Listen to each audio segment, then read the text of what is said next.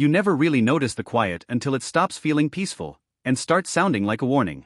It was just after 4 when her message came through.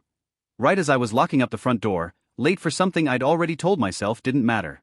Don't wait up. Madison drama again. Face with rolling eyes.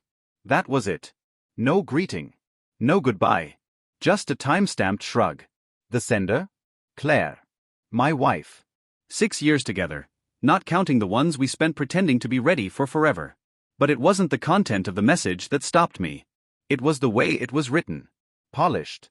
Clinical. Like she'd rehearsed it, or worse, like she didn't have to. Madison hadn't called Claire in over a year. Not since she packed up her life for Phoenix and decided friendship was optional. And Claire, she'd always liked a bit of chaos, sure, but only if she was the one choreographing the mess. Madison's version was different. Unpredictable. Messy in ways Claire avoided. Still, I slid the phone into my coat pocket and headed to the car. Not because I believed her. Just out of habit. That kind of habit that forms when you still want to believe, even after you've stopped being able to. I sat in the driver's seat for nearly a minute without turning the key. Something beneath my skin itched. Not a thought, not even a suspicion yet. Just that hollow echo in your chest when something's off and your instincts get there before your logic does. When I finally pulled into my brother's garage in Silver Ridge, I tried to focus on his latest project, some rusted-out motorcycle frame he was rebuilding like it mattered. I asked questions. Commented on the chrome finish. But I kept glancing at my phone. No texts. No new photos of wine glasses or fuzzy selfies with captions like Sister Night in calligraphy. Just silence. By the time the sun started bleeding into the horizon, somewhere around 7, the decision had already started forming. Slow, subtle, like steam on glass. I drove back. And that's when I saw it. Claire's car wasn't in the driveway. But someone else's was. A dark gray SUV. The same one I'd seen in passing before, outside our gym. Driven by a man who never made eye contact, but always smiled like he already knew something I didn't. Nathan. He was supposed to be a friend. Old college buddy. A background character I never gave a second thought to. He was also supposed to be engaged, though that ring was long gone by the time I started noticing how often he appeared in Claire's comments. The inside jokes. The way he replied with those two casual LOLs that somehow felt too intimate. Still, I told myself it was nothing. People post dumb things online. I didn't want to be that husband. The jealous one. The insecure one. So I stayed quiet. Now his car was parked where mine usually was. And the front door, the one Claire always double-locked, was slightly ajar. I pushed it open and stepped inside. Nothing. No music. No laughter. No off-key singing from the kitchen. Just the kind of silence that feels heavy. The kind that sits on your shoulders like bad weather. And then I heard it. Her laugh. Soft. Delicate. Floating down the hall like it belonged to a stranger. I didn't think. I just moved. Through the kitchen, past the photographs on the wall we never updated, down the hallway toward the guest room we never used. The door was half open. Claire sat on the couch, legs tucked beneath her, a glass of something red in her hand. Nathan was beside her, balanced on the edge of the armrest, comfortably too close. She looked up first. Her face shifted, not fear, not shame, but irritation. Like I'd walked into a meeting she forgot to cancel. I didn't say a word. Nathan stood, fumbling for his bearings like a guilty teenager. Claire didn't move. She just watched me, face unreadable. I reached into my pocket, pulled out my wedding ring, and walked across the room. The bookshelf by the window, the one we argued about for 3 hours at Oak and Timber because I thought espresso finish was timeless and she thought it looked cheap, that's where I left it. She opened her mouth, but I was already turning. Already leaving. And she let me. Didn't follow. Didn't cry. Just swirled the wine in her glass as I disappeared. That was the first cut. Not what I saw. But what I didn't. No panic. No apology. Just calm acceptance, like I'd served my purpose, and now I was dismissed. I didn't cry. Didn't scream or punch the steering wheel like in those overacted scenes from movies where heartbreak looks loud. I just sat there, in my car, outside my own house, hands clenched so tight the leather of the wheel creaked under my fingers. I drove without direction. The road beneath me just a blur of asphalt and headlights. The first place I landed wasn't planned. It was the cafe off Grant Street, the one Claire and I used to stumble into after late-night films when everything else was closed and the world still felt like it was ours. I picked the same booth by the window. Ordered black coffee. No cream, no sugar. Just something warm to hold while my brain tried to understand how I had become a stranger in my own life. The waitress didn't ask questions. Just refilled my cup every time it dipped below half. At some point, the phone buzzed. Claire. Please come back. Let's talk. A minute later, another one. You're making this bigger than it needs to be. Then a voice memo I never opened. I just stared at the icon pulsing like a heartbeat I no longer wanted to listen to. What would she have said? That it was meaningless? That I'd misunderstood? Maybe she would have lied beautifully, the way she always did when she was trying to smooth over something cracked. But what haunted me, what kept my breath caught in my throat, was that she didn't even get up. Not when I walked in. Not when I set the ring down. Not even when I left. She let me go like I was just another item slipping off her calendar. I stayed at that cafe until the lights dimmed and the chairs started flipping onto tables. Then I booked a room at a roadside inn down the block. One of those no-frills places where the neon buzzes through the walls and everything smells faintly like someone else's cologne. I lay on the stiff mattress, staring at the ceiling, playing back everything. Not just what happened that night, but all the nights before. The ones I thought were solid. The ones I thought mattered. And I realized how often I mistook routine for love. Claire was probably still sipping wine with Nathan, maybe laughing at how melodramatic I looked walking out like some silent film cliché. And the part that stung the most? I could still remember how her hair smelled when she leaned in close. Could still hear the sound she made when she tried to hum along with songs she didn't really know the words to. That night, I didn't sleep. I just existed. In a room too quiet for grief and too loud for healing. The next morning, I drove back, not to fight. Not to talk. Just to end it properly. She was already outside. On the porch. No makeup. Hair pulled back in a way that made her look smaller somehow. When I stepped out of the car, she crossed her arms, almost like she was bracing herself against the truth. I messed up, she said. My silence told her she didn't need to state the obvious. It wasn't supposed to go that far. Those words. I've always hated them. As if intimacy trips over itself and falls into betrayal. You didn't stumble, I replied. You opened a door. And you let him walk through it like he belonged. She said she was lonely. And maybe she was. But loneliness isn't a license to betray someone who held your hand through every storm. 100 replies flooded my head, philosophical ones, bitter ones, even kind ones, but none of them mattered. I trusted you, I said, flat as stone. That used to mean something. Maybe it still did. Just not to her. She stepped closer. We can fix this. We can start over. No. She flinched like the word physically hurt. You expected me to fall apart, I said. To beg. To plead. I'm not doing that. I gave you everything. You gave it away like it meant nothing. And then she started crying. But it was too late. Those tears? They weren't repentance. They were receipts for a deal she now regretted making. I walked past her. Packed a single overnight bag. Left the photos. Left the furniture. Left the versions of myself she didn't care to keep. When she called out, it wasn't my name. Just a half-hearted wait. But I was already walking away from the life we built, brick by careful brick, before she decided to burn it down for something cheaper. The strange thing about heartbreak is how quickly the world moves on without you. You can feel like you've been hollowed out, like your life just collapsed in on itself, but the rest of the city keeps breathing. Streetlights still flicker on. Mail still arrives. People still post pictures of their smiling dogs with captions like "My whole heart." It all feels like a parody of stability.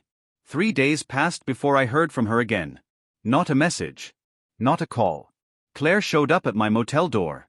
I hadn't slept. Not really. Just closed my eyes while my brain kept rebuilding scenes I never got to witness. What did she say after I left? Did she laugh? Did she cry? When I opened the door, she stood there in a hoodie and faded jeans. No makeup. Hair uncombed. She looked different. Not ruined. Just real, in a way she rarely allowed herself to be. And for one flickering second, I thought maybe, just maybe, she was there to tell the truth. But Claire never did anything without purpose. Can we talk? She asked. I stepped aside. She walked in like the space still belonged to her. Looked around at the cheap furniture and the flickering lamp like it offended her aesthetic. You've made your point, she said, sitting on the edge of the bed like it was too fragile for her weight. You're hurt. I get it. I didn't reply. Just watched her. She let out a breath. But shutting down, walking out, that's not how mature people deal with problems. I laughed. Couldn't help it. Sleeping with someone in your own house, that's what grown-ups do. She rolled her eyes. It was a mistake. A mistake. The word landed like a slap wearing silk gloves. You're not sorry for what you did, I said. You're sorry it caught up to you. Her eyes narrowed. I'm your wife. That word hung in the air like smoke, not warm, not grounding. Just heavy. So? I replied. You want credit for a title you stopped honoring months ago? She blinked. Maybe realizing that I wasn't going to crack the way she expected. You're really just throwing away 6 years? No, I said. You did that. I just finally noticed. She stood then. I could see it in her body, the way her shoulders tensed, the way her jaw twitched. She wanted to scream. Wanted to make this about me, my exit, my silence, my inability to forgive. But she didn't. She just walked to the door. Paused. You'll regret this, she said. Her voice cracked on the last word. And I didn't say a thing. When the door clicked shut behind her, I stood there for a long moment, not angry, not triumphant, just breathing in the quiet like it was clean air after months of living underwater. I didn't go back to the house. Not once. Not for the tools in the garage. Not for the clothes in the drawers. All of it felt like relics from a version of me that had been quietly dying long before the affair. 3 days passed. Silence. Then, an envelope slid under my motel door. No stamp. No return address. Just a quiet invasion. Inside? A list. Typed. Cold. Bullet points. Mortgage. Car title. Shared credit accounts. And at the bottom, I've consulted a lawyer. No emotion. Just logistics. She wasn't grieving. She was calculating. 15 minutes later, I was at Adam's place, my closest friend since high school, the kind of guy who owns exactly one suit and uses it for weddings, interviews, and funerals. He didn't ask for details. Just handed me a spare key, a lukewarm beer, and a sentence that hit harder than any of Claire's monologues. She was poison. You're lucky you figured it out now, and not 10 years from now. I moved into his guest room, which was really just an office with a futon and a crooked lamp. But for the first time in weeks, I slept. Not well. But without seeing her every time I closed my eyes. I started making lists, not because I'm organized, but because grief, when left without structure, tends to rot. They weren't dramatic lists. Just scribbles in a battered notebook. Find a lawyer. Open a new bank account. Cancel joint cards. Figure out who I am without her. That last one was the hardest. Still is. Some nights, I'd reach for my phone without thinking. Wanting to send her a photo or a memory, or some joke only she would understand. Then I'd remember her hand on Nathan's leg. And the way she didn't even flinch when I walked in. One evening, I drove by the old dog park. We never had a dog. Claire said she didn't want fur on the furniture. But that park had become our Sunday tradition. We'd sit on the bench, coffee in hand, and make up stories about the strangers around us. It felt like a ritual, like we were in on something no one else understood. Now, it was just me. Alone. Watching dogs chase each other without knowing anything had changed. I pulled out the notebook. Started a new list. This one was different. Things I miss. Laughing at nothing. Silence that wasn't tense. Someone on my side. Only a few items in, I realized something. None of them were about her. Not really. I missed the comfort. The illusion. The version of Claire that maybe never even existed. Later that night, I got a message from someone I didn't expect. Madison. Her sister. Hey. I just wanted to say I'm sorry. I didn't know. If you ever need to talk, I'm here. And just like that, I realized something else. Claire hadn't controlled the whole story. Her sister, the one she always claimed was dramatic, unreliable, had seen through the performance. Claire's version of events was unraveling. And for the first time since everything shattered, I smiled. Not because I was happy. Not even close. But because I wasn't invisible anymore.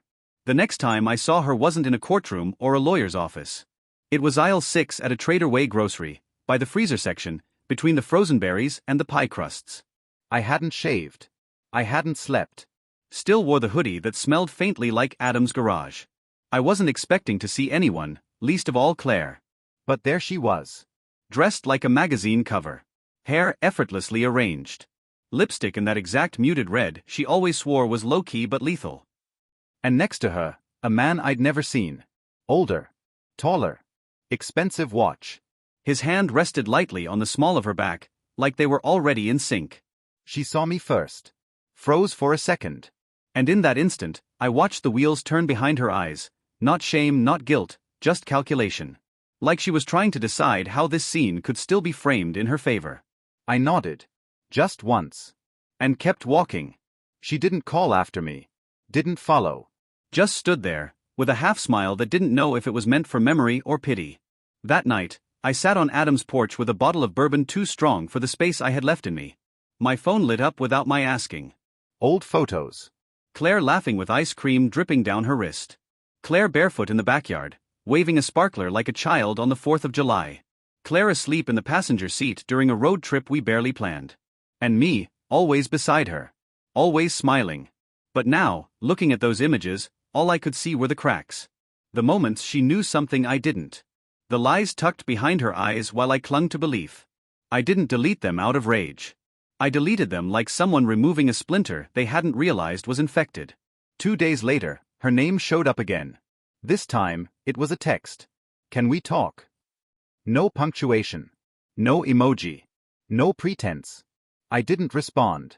Not for a day. When I finally did, I asked one word, why? She replied immediately. Because I was wrong. And because you were right. It felt like bait. But some quiet fractured part of me, the part that still needed closure more than justice, whispered go. Hear her out. Let her speak her last lie if she needs to. Then close the door for good. We met at a corner cafe downtown. The kind of place Claire always loved because they imported their croissants and charged extra for almond milk. She was already seated when I walked in. No sunglasses. No show. Just her, and a half-empty coffee cup clutched like a confession. I ruined everything, she said before I even sat down. I nodded. She hesitated, then finally said it. Nathan wasn't just a slip. It didn't start that night. It started months ago. She told me about a work event. About bumping into him. How it all felt easy. He remembered things you didn't, she said. I raised an eyebrow. Like what? The way you like your wine chilled? Or the version of you that never had to face anything difficult? She didn't answer. Just looked down at her coffee like it might defend her. Then came the twist. He's gone. I didn't react. Claire continued, quieter now. He has a wife. And 2 kids. I didn't know. When you left, he blocked me. Deleted everything. Vanished. Her voice cracked. And for one nauseating second, I felt pity. But it passed. Because what she missed wasn't me, it was the fantasy. The mirror Nathan held up where she didn't have to be real. I thought he was different, she whispered. And I thought you were, I replied. That one landed. I didn't come here to ask for another chance, she said. I needed you to know it wasn't all your fault. I stared at her for a long moment. Then said 2 words. Thank you. Not because it healed anything. But because it ended something. And then I stood. Pushed in my chair. And walked out. Claire didn't follow. Not this time. But it wasn't the end. Not yet. A week passed. I'd finally started settling into something that resembled a routine. Answering emails without staring through the screen. Drinking coffee because I wanted to, not because I needed to stay upright. Then, in the middle of a project briefing, reception called up. There's a woman here asking for you. Says it's important. I didn't have to guess. Claire had never once shown up at my work. Not when I got promoted, not when I pulled 12-hour shifts, not even for anniversaries. But now, here she was. Dressed to convince. Blazer. Heels. Hair done like she was still trying to win in boardrooms even when she was losing everywhere else. I met her outside, near the side lot where no one would linger long. She handed me another envelope, thick, creased like it had been clutched too tightly. What is this? I asked. Just open it, she said. I did. Inside were screenshots, statements, emails, a meticulous record of everything she and Nathan had shared.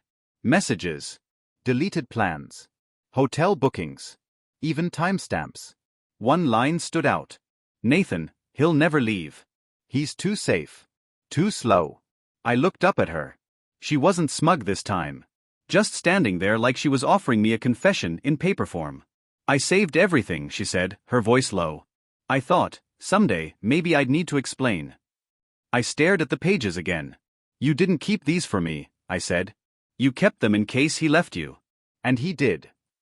Her silence was louder than any protest could have been. It wasn't about closure, I added. It was insurance. She nodded slightly. No defense left. Why are you doing this now? Claire breathed in, then out, as if the truth had weight. Because I don't want you to hate me. I paused. Then looked her in the eye and said gently, but firmly. I don't hate you, Claire. That would mean you still matter that much. She flinched. Not dramatically. Just enough to show that, for once, something actually got through. I walked back inside without another word.